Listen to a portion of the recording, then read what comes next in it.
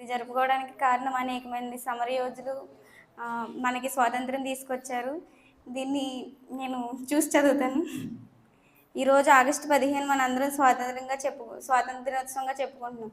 స్వాతంత్రం వచ్చిన రోజు 1947 ఆగస్టు 15 స్వాతంత్రం వచ్చింది. మనం స్వేచ్ఛగా ఈ స్వాతంత్రం జరుపుకుంటున్నామంటే అనేక మంది సమరయోధుల యొక్క వారి రక్తవ్యాధులు అయి ఉండొచ్చు, వారు మరణంతో వాళ్ళు పోరాటం చేసి మన కోసం ఎంతో శ్రమపడి స్వాతంత్రం తీసుకొచ్చారు. బ్రిటిష్ వారు పని కోసమని మన దేశానికి వచ్చి 200 సంవత్సరాలు మన దేశాన్ని పాలించి, ఒక పని కోసమే వచ్చి ఇంతలా పాలించి మన దేశాన్ని, మన దేశ ప్రజల్ని అందరినీ శ్రమ పెట్టి కష్టపెట్టి ఆ విధంగా చూసేవారు. కానీ ఇలాగా బ్రిటిష్ వారి పాలనలో మనం మునిగిపోతున్నాము, ఏంటి మనకి కష్టాలని సమరయోధులు అనేక మంది ముందుకొచ్చి ఈ స్వాతంత్రాన్ని తీసుకొచ్చారన్నమాట.